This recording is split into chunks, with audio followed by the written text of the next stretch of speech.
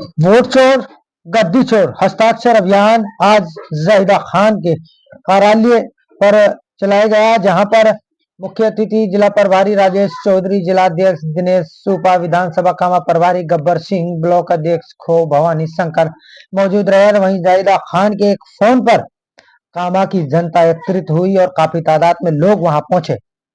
और वहीं ये कहा गया कि बीजेपी ने जो सत्ता हासिल की है वो वोट चोरी कर हासिल की है। और वहीं वोटों की अपील भी की गई है कि आप जितनी वोट हो सके इतनी वोट बनाए और अपना वोट का अधिकार आप जानिए।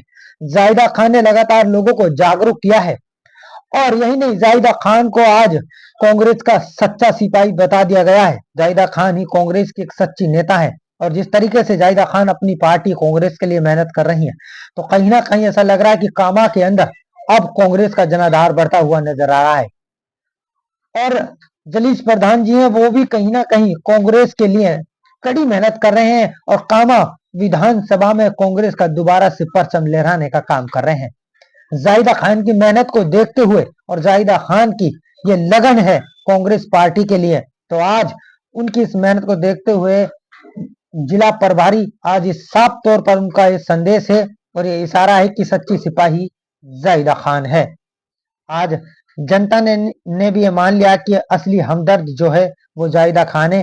तो आइए सुनते हैं जिला प्रभारी क्या कहते हैं अपनी बातों में। ये हमारे अखिल भारतीय कांग्रेस कमेटी द्वारा एक निर्देशित और प्रदेश कांग्रेस द्वारा आदेशित एक कार्यक्रम है, जिसमें हम जो वोट चोर गद्दी छोड़ का जो है बीजेपी और चुनाव आयोग द्वारा जो धांधली मतदान प्रक्रिया, मतदान की जो लिस्ट है, सूचियां हैं, उनमें जो गड़बड़ी की गई है, और मेरा मानना है कि शायद कुछ विधानसभाएं और कुछ लोकसभाओं में ये बहुत मार्जिन पे जो हार जीत हुई है, उसमें इन वोट चोर का बहुत बड़ा हाथ है।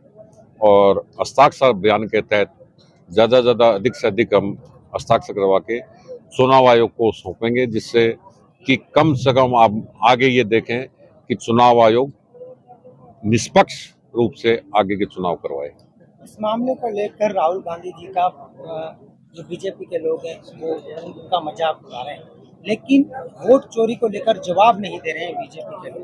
इस पर क्या? तो मजाक उड़ाना नहीं उड़ाना अलग बात है, क्योंकि बीजेपी के तो ये जो तथाकथित डबल इंजन की सरकार, इसका काम ही अपने आप में ही वो मजाक है। आज यहाँ के मुख्यमंत्री हैं भरतपुर के, लोग अपेक्षा कर रहे हैं कि भाई कुछ काम करें।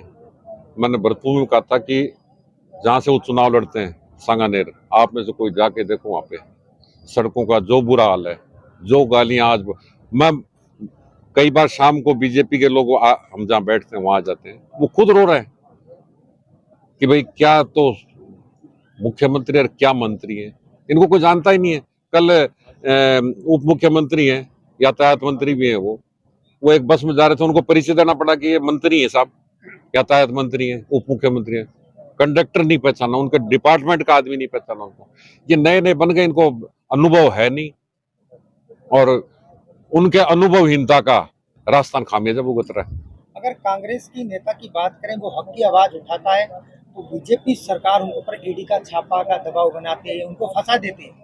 लेकिन कहीं ना कहीं लाइव वीडियो चलती है और राहुल गांधी जी के सीने में गोली मारने की बात की जाती है, और अभी तक उसके ऊपर भी कार्रवाई। यही तो शर्मनाक बात है ना। अभी मोदी जी या भाषण दे रहे थे परसों बांसवाड़ा में, कि एक आदमी से पूछा कि भाई आप अपनी इनकम बताओ, तो थोड़ा झिझका, तो बोले झिझको मत, बताओ, मैं कोई अधिकारी आपके घर नहीं भेजूंगा। मतलब ये सीधी सीधे, मतलब जिनको कह दिया और जो इनकम बता रहा है पता चला, उसके तो ये भेज ही रहे ना ईडी।